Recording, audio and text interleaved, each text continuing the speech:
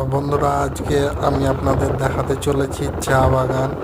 আমি রাস্তার পাশ দিয়ে বাইকে বসেছিলাম এবং এমন সুন্দর একটি চা বাগান দেখতে পেলাম, তাই আমি আপনাদের সাথে শেয়ার করলাম যে আপনারাও দেখুন এবং উপভোগ করুন।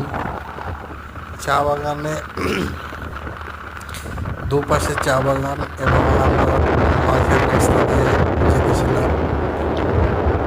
দেখতে অনেক সুন্দর লাগছিল, তাই আপনাদের সাথে শেয়ার করলাম। এই যে দেখুন, এটা হচ্ছে রাস্তা NH-15, NH-15। ওই পাশেও চা বাগান রয়েছে, আর দু সাইডে 1 বাই 1 রাস্তা। আমরা তো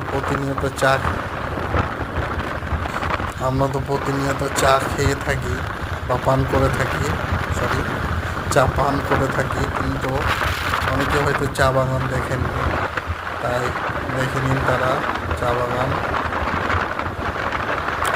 চা বাগানের মধ্যে গাছগুলো দেখতে পাচ্ছেন। এগুলো হচ্ছে যে চা গাছকে অতিরিক্ত রোদ থেকে রক্ষা করার জন্য চা বাগানে এই গাছগুলো লাগা হয়েছে।